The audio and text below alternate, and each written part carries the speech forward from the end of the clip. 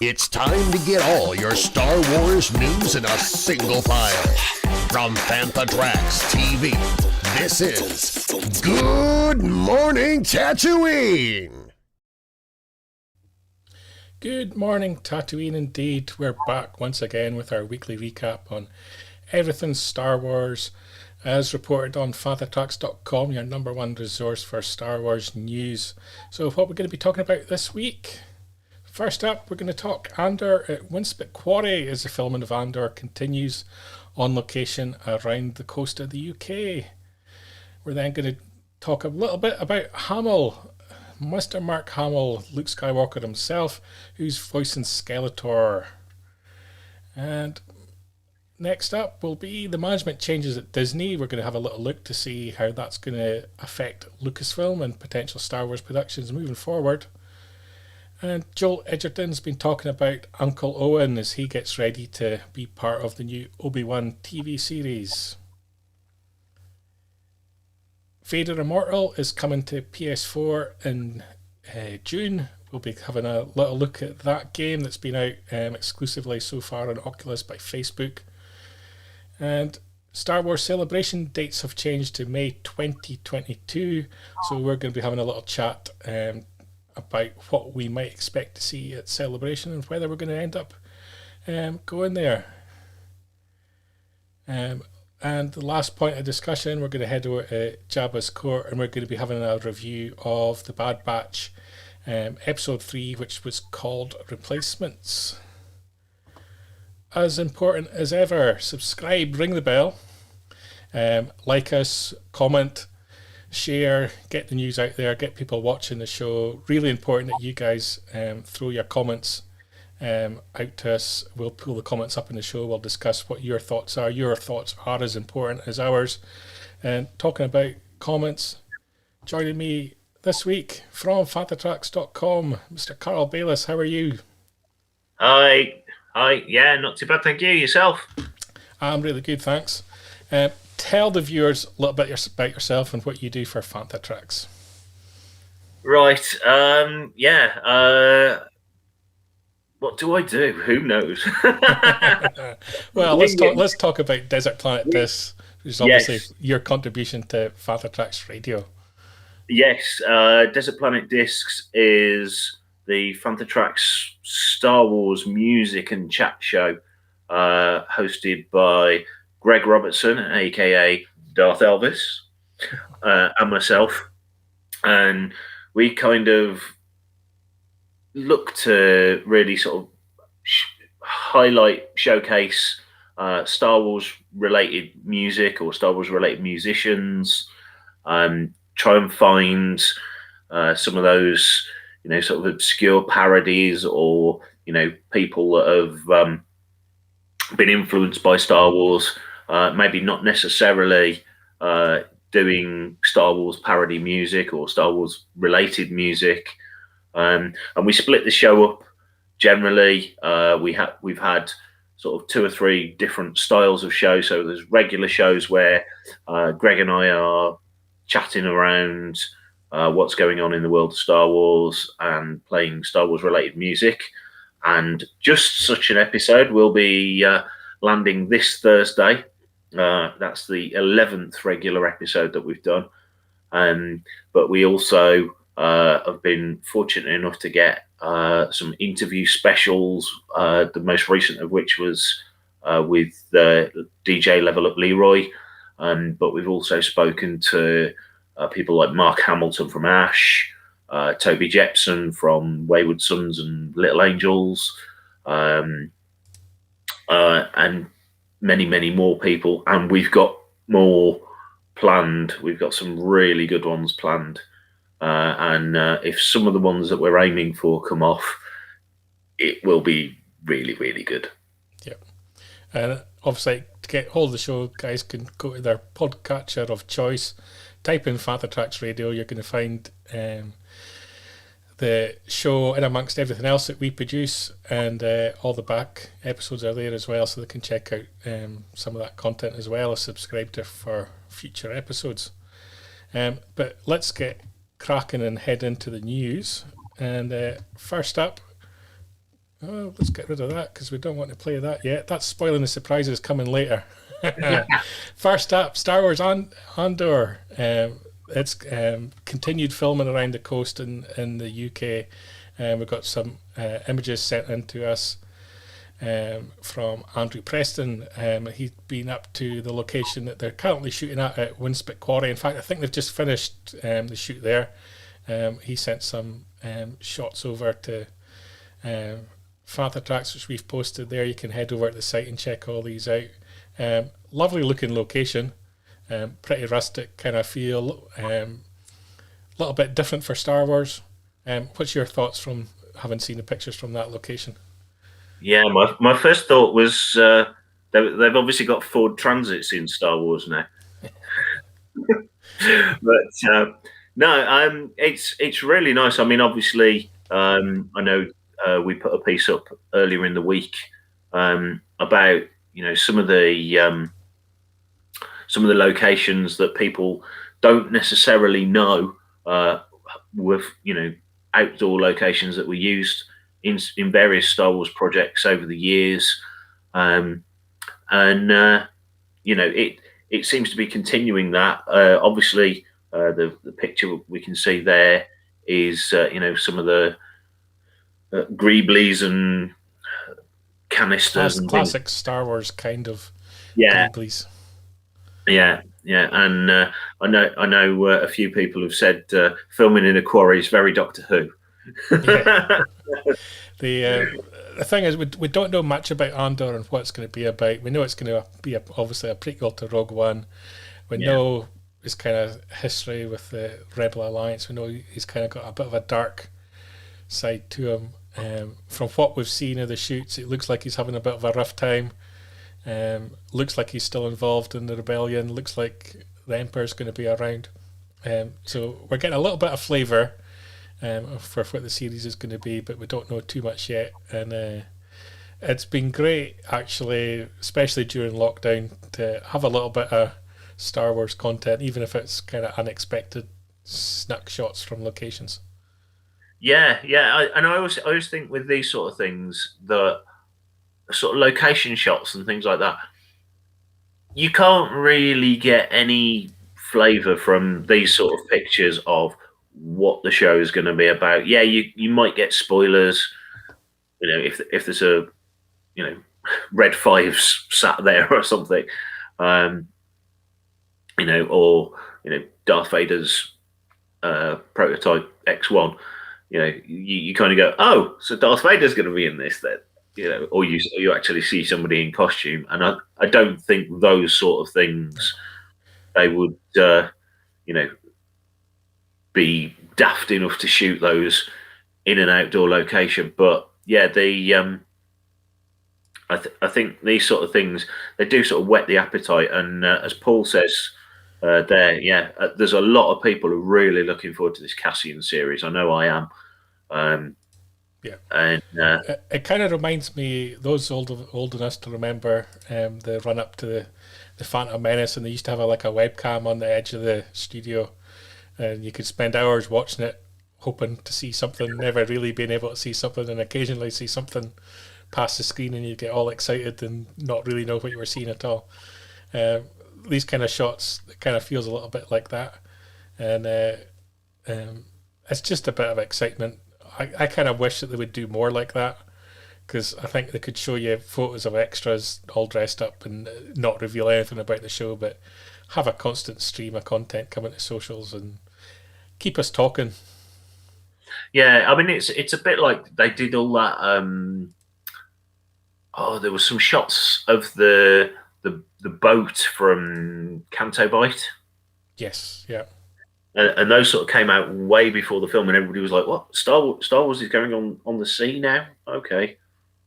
And then when you actually saw that footage in the film, it was nothing like. It started off as a boat on a bit of water, and then it sort of flew over the edge of a waterfall and didn't crash and explode into a million pieces. So it's always that sort of things that out of context, they're good for fans, and help get people talking and excited about the show, but they're not really spoiling anything by letting these sort of things. And again, going back to the Doctor Who thing, there's been plenty of times where Doctor Who is shot outside in Cardiff and various locations in London, and it becomes almost an event for the fans trying to find trying to see what's going on. Makes you feel a little bit closer to what's actually happening. So yeah, well ahead of time, you can feel the bit of love for the project. And talking about promoting projects, we can sort of move on to our next item, which is Mark Hamill joining the cast of Masters of the Universe, where he's going to be voicing Skeletor, which to me seems like the perfect casting. From you imagine his work as a Joker and the voices he's got out there, doing something as equally mad as Skeletor. I remember him from cartoons as a kid. What's your thoughts from our first look at Masters of the Universe, and two, the fact that Mark Hamill's going to be a part of it? Yeah, I mean it's been helmed by Kevin Smith, this, isn't it? So it's going to be really interesting to see where he actually goes with it. I mean the visuals, the stills we've seen from it look really, really good, but it'd be interesting to see what sort of take. Obviously, we've had an animated Masters of the Universe show before, back in the 80s. So it'd be interesting to see whether Mark takes any pointers from the voices that were employed then, or does he take it in his own direction? Obviously he's got a breadth of experience in this sort of area, so I'm sure there's lots he can draw from. Yeah, and Mr. Newbold there talking about how great the animation looks as well, and I think that's something we're seeing in a lot of animation projects at the moment. A lot of love and care going into the projects, and really them putting out some pretty impressive quality. Yeah, and I think as well, there's a lot of people should, although animation is obviously, Pixar and people like that have been up in the game for animation for a good few years, but you look at the the serialized stuff, things on Netflix like Love and Robots, and all the Lucasfilm stuff, the Clone Wars, Rebels, Resistance. Now we've got Bad Batch.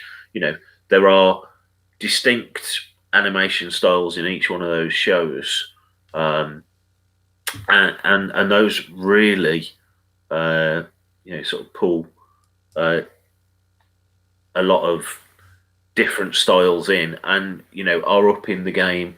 And again, in the investors call last November, there's several other Disney animation projects on the go that are going to be, again, different styles. So I think Star Wars is still at the forefront of pushing technology and pushing ideas, and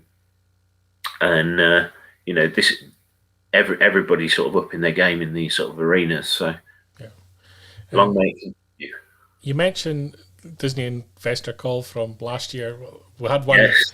another one for this quarter, just this past week, and always in the back of that you kind of get analysis pieces from various Disney watchers, and we had this one where they'll have a look at some changes going down at Disney and how that could affect Lucasfilm. And obviously we've got Bob Iger edging ever towards the door, stepping to the side for retirement.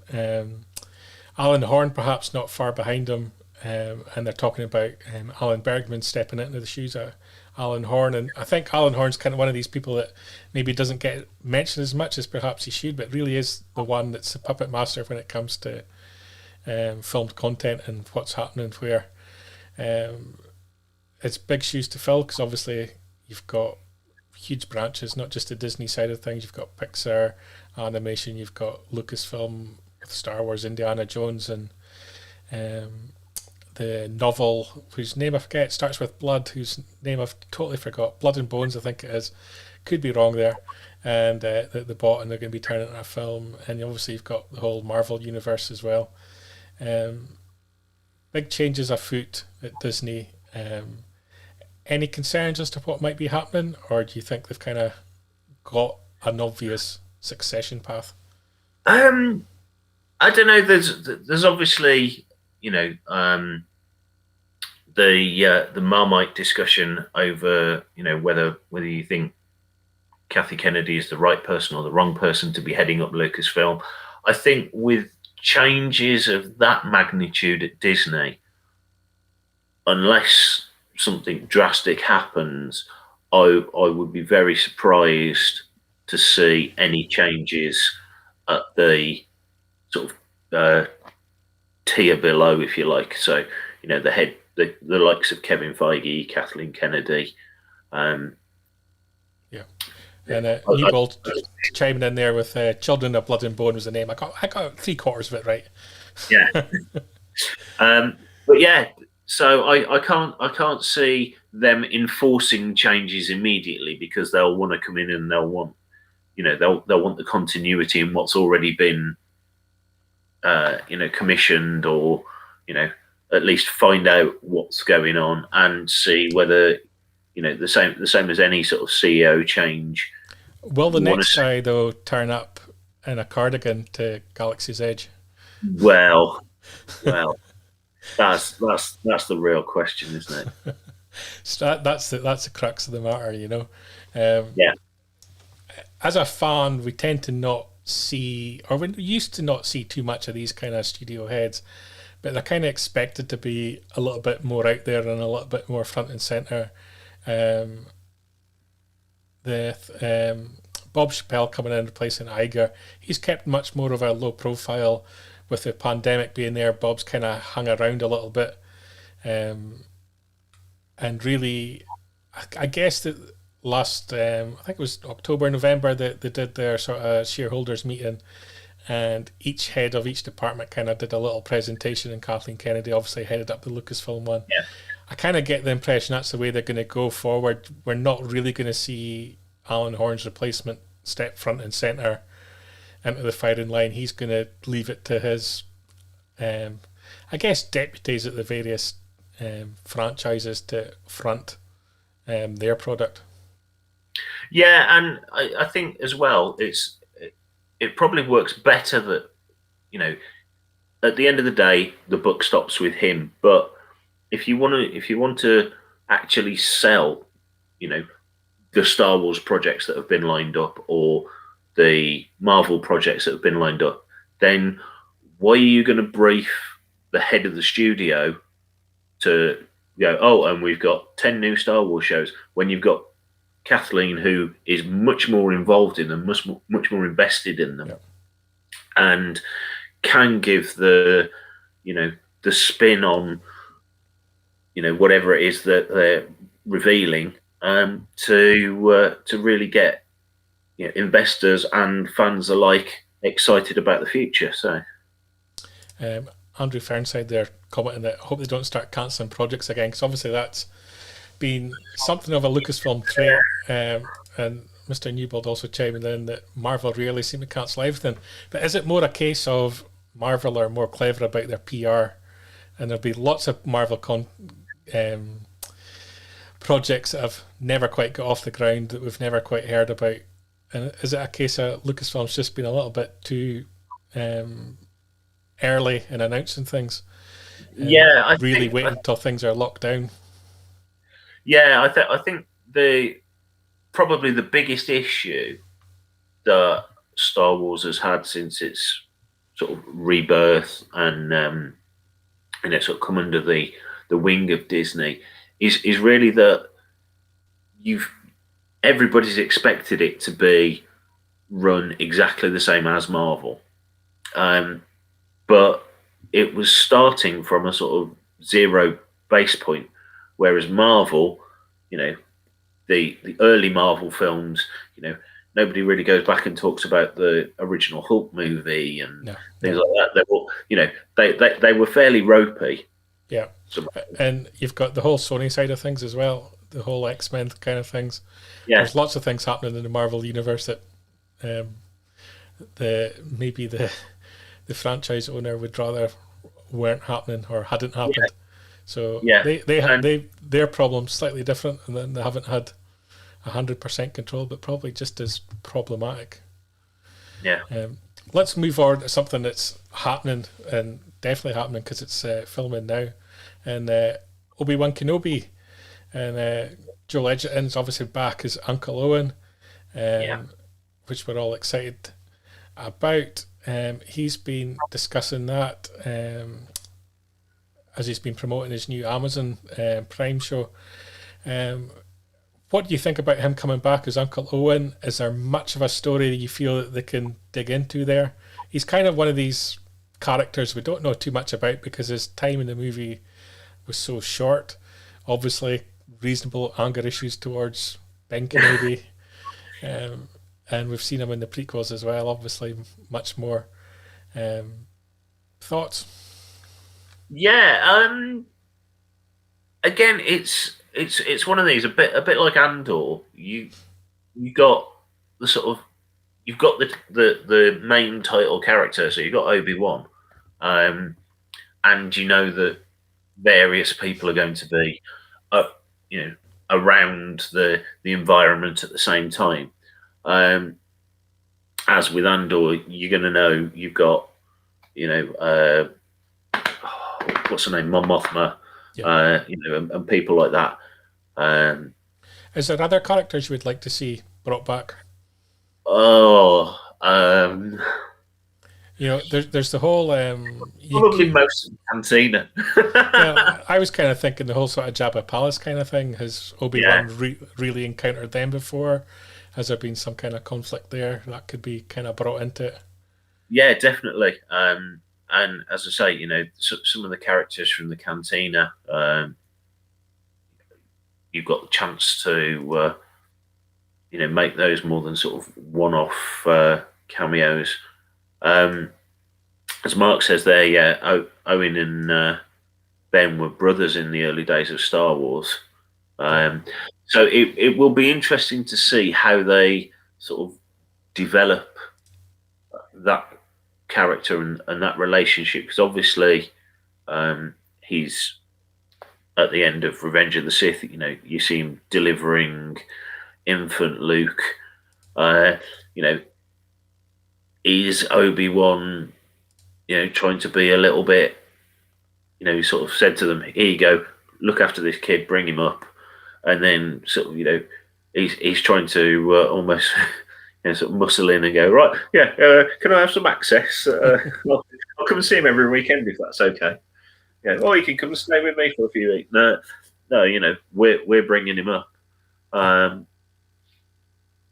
Clearly the whole Skywalker family thing didn't play out very well for Klieg, his father, and maybe they do want to try and cut Luke off from this whole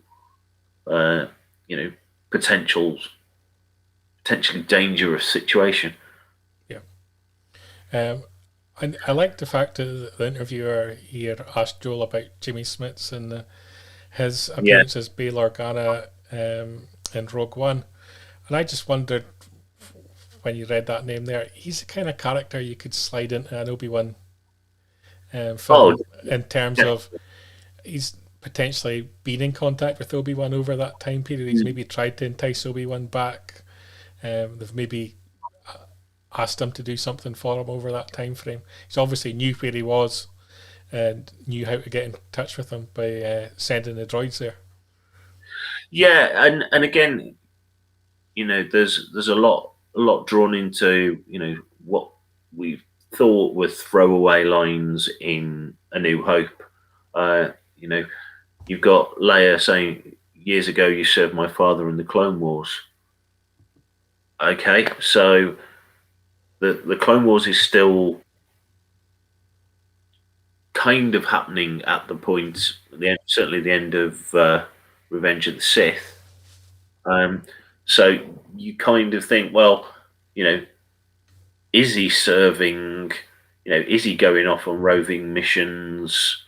For the fledgling Rebel Alliance, and that's where that line comes in from Leia's hologram. Yeah, there's definitely lots of potential for this TV series, and it's going to be interesting to see quite what route they opt to take. Talking about a project we already know all about is Vader Immortal, which is going to be coming to PS4's VR system. It's already been out on Oculus, Facebook's platform, in 3 parts. It's now coming to PlayStation, and what I like about it is there's actually going to be something physical you can buy, and of course it's got a book in it, and as a book collector it makes it a must buy for me. It's a pretty fun game. I think in terms of VR stuff, that's probably about as far as you can take things. It's a bit of fun, and that's what games are supposed to be. It's very short. At times it can be frustrating because it's new tech. Interested to see how it ports to PlayStation. And I've played a little bit of Star Wars in VR with the Squadrons video game as well. So I'm interested to see a little bit of this one. Is it a game that you've tried? Yeah, I think back at Farthest From a couple of years ago, actually. It might have even been your game. It might have been mine. I took mine down to Farthest From at one point. Yeah.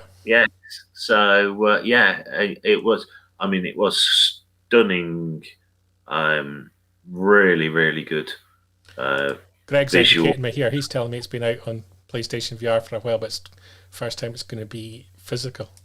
See, I didn't realize that, so that's news to me. Thanks, Greg, for that.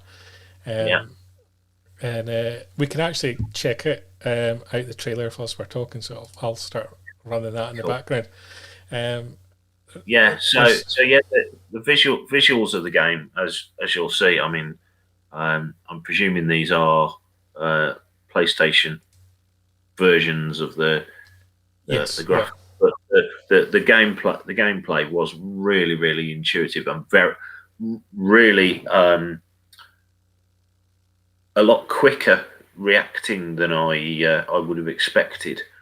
Um, and Little known kind fact, in the first chapter, the droid that kind of just beeps and hollers at you and teaches you how to use a lightsaber is actually the beeps belong to Pablo Hidalgo. ah, There you go. there you go. A pointless fact. If it comes up in a Star Wars quiz one day, you can thank us. Yeah. Yeah, as I said, there's going to be a digital art book with it, written by Kelly Knox, who's contributing to StarWars.com. Behind the scenes videos and all that kind of thing. Lots about droids. Doesn't interest me. Don't like droids. And behind the scenes footage, concept art, interviews with the creators, and all that kind of thing. So there's a nice little bundle in this little pack here, and it's good to see it being on other platforms. It makes it more readily available. I hate these games tied to exclusive platforms. It's like put these things out there and get them available. Yeah, because there was the lightsaber battles. Yes, VR yeah, as well. And there was one set on Tatooine as well. So there's been a few of them that have all been sort of platform tied, which is always frustrating. Yeah, and people actually got a chance to try this out at the last celebration, and we've got another celebration coming next year, and not in August as was originally planned. It's actually been brought forward till May. Yeah, May the 26th be with you. Yeah. One day after the real Star Wars Day. I always call the 25th the real Star Wars Day. That's the one I celebrate. And not the commercial May the 4th. And but May 26th, 29th. So another 4-day event. Lots of content going to be coming our way. And are you planning on attending? Yeah, fingers crossed. I think there's a few of us planning on heading over. Maybe not as many as would have originally been able to go because what they've done by moving those dates is basically kill it for most people in Europe. Yeah, because it now falls into sort of the school year, basically. Yeah. So several of our fellow Fanthas are teachers, so they're immediately very grumpy about that, like Master Obi-Wan, because obviously, if it falls in term time, you as a teacher you can't just take a week off, so that sort of knocks them out of the equation. And could you now teach by Zoom from America with the time difference? I reckon you could. If you were really dedicated, then that should be your get out. Really is yes. Sorry, I'm in an auditorium watching a presentation about the upcoming Star Wars projects. But if you can just go to page 47 in your maths book, do the exercise there. Yeah, I'm kind of dead against when these things get their date shifted, but I guess this is the second time it's had its date shifted now. Yeah, August kind of worked well in terms of it allowed people that were jobs are kind of tied to education to go. It also came at the end of the sort of standard summer holiday, so it was that little bit cheaper. Yeah. May I think is going to be pretty expensive because you're right smack bang at the beginning of the holiday season there. So I mean, the US are on their spring break. Yeah, right around then. I know a few people have said the Disney parks are going to be fairly mashed. Yeah, restrictions obviously allowing, but hopefully by that sort of time, we should be back to something like normal. But I'm adding this comment there because Mr. Newbold's got a typo just to wind him up. And, yeah, and yeah, so like May's going to be tricky for a lot of people. yeah, You can obviously get ticket refunds. And I guess there's going to be people now looking to get tickets that couldn't go previously. yeah. We've also got the whole issue. This is going to be the first big Star Wars show post-lockdown. Hopefully, post-lockdown. Yes, fingers crossed that everywhere around the world's starting improving. My part of the UK is still properly locked down, so whilst the rest of the UK is out, so I know the feeling of at the moment. And it's a tricky one, I think. It's I think there's an excitement that we can look to the horizon and see some change and hopefully some optimism. And it's nice to see a Star Wars announcement that reflects that. Weird that it didn't come on May the 4th, though. It's the kind of thing they could have thrown out on May the 4th. Yeah, you would have thought that would have tied in, or again. So I've seen a lot of discussion about why have they moved the dates? Could it be because it brings it back more to that sort of May the 25th, or more likely is it something to do with scheduling? Yeah. So a lot of the stuff they want to announce, they're actually now looking at the Disney Plus slate for next year and going, yeah, Andor, Obi-Wan, we need that to land in August. Oh, right. Well, we're going to be, 3 episodes in, and then we have a celebration. Yeah. And you've got to fit it in with the rest of the convention period as well, because you're singing to the converted at a Star Wars celebration. Obviously, Lucasfilm want to reach out beyond just the Star Wars hardcore fan base to the casuals as well. And so you've got the whole summer schedule there. You've also got D23, which I guess is probably going to be happening 22 as well. And that's normally late summer, probably around the August time period. Yeah. That's to come into the equation as well. So you can understand from the logistics why they've moved it, but I think as Mr. Naylor said there, that badly handled. And I kind of agree with Mark Howard. It is very much a marketing event as well as a fan celebration event. Yeah.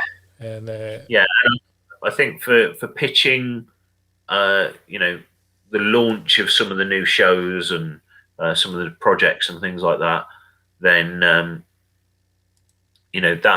that's really their flagpole way of releasing all these sort of things.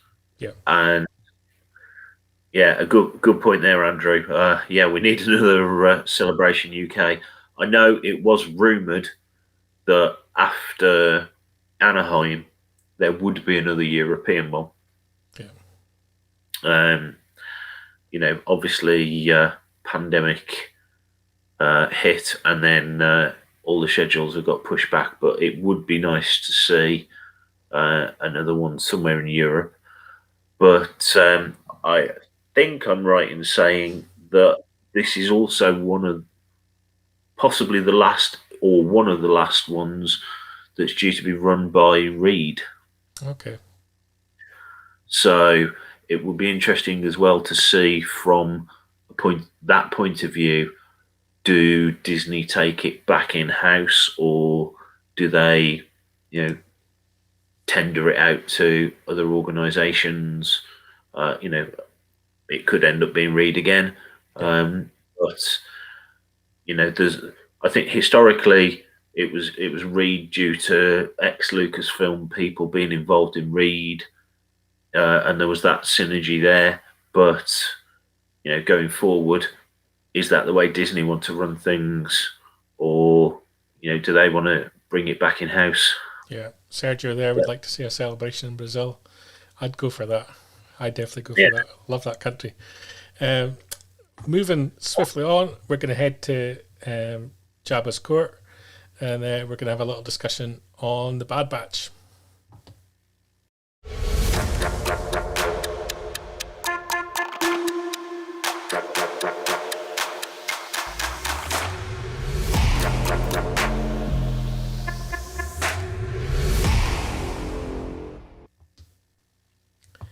So this week on the Bad Batch, it was The Replacements, episode 3. Um, Obviously, everybody knows I'm not a fan of animation, Carl, so give me an overview. What was this episode all about?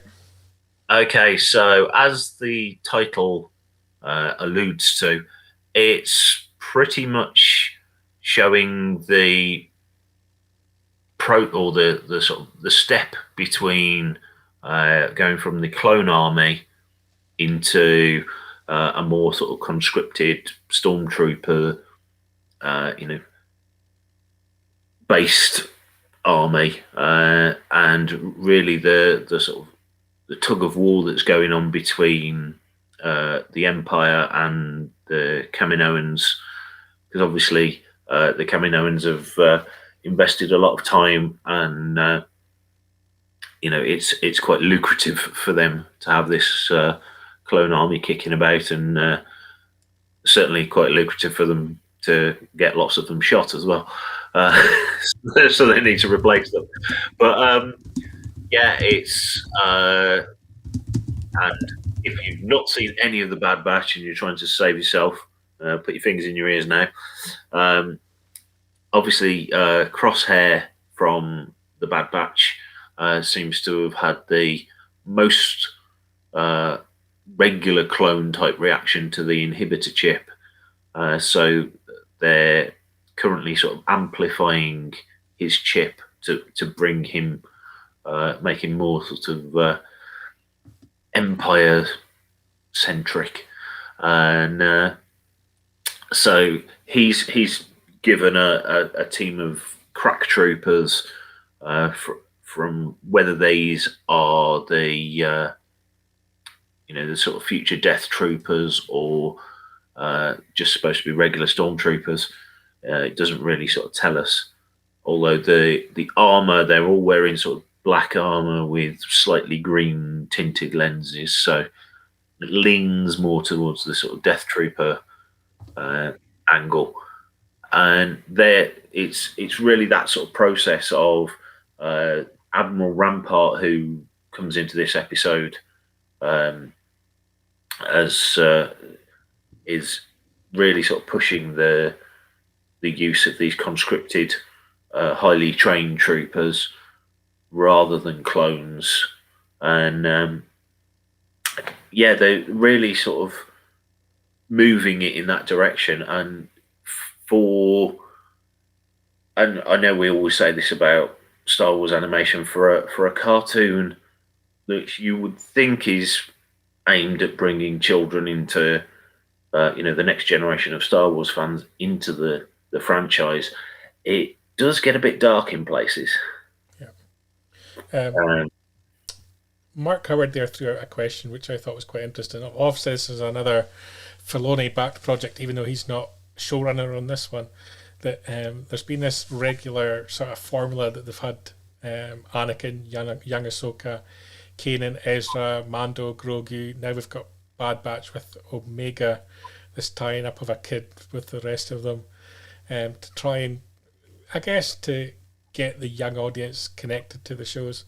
Yeah. He asked a question whether Cassian will follow the same formula and have a kid, but I just wondered what you thought of the combination of the Bad Batch with Omega. Is it working for you? Yeah, I think in the review article that's been posted on the website, I kind of, I've got this sort of very cynical outlook on Omega. I wonder whether she's almost a double agent sort of thing. And she's playing the wide-eyed, oh, look, here's some dirt. I've never seen dirt before, which obviously stuck on Camino you wouldn't have. But there's a couple of little looks or little glances and little things that have sort of happened where you kind of think she's actually more advanced or more intelligent, and I wonder whether she is actually part of the Kaminoans' plan. Or something, yeah. Yeah, they made mention the the Prime Minister of Camino, and the sort of the head science medical Camino mentioned something this week about, we might have to put our strategy into play, and it was sort of basically made it sound like they were trying to pull the Bad Batch in to prove something. But yeah, I do wonder, given that she's obviously an enhanced clone, or that seems to be the indication that they've given us, whether there isn't something a little bit more sinister, nefarious about her character, shall we say.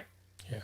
We haven't had so much that evil young character before. It's always kind of been this innocent thing. Although Grogu's evil, as far as I'm concerned.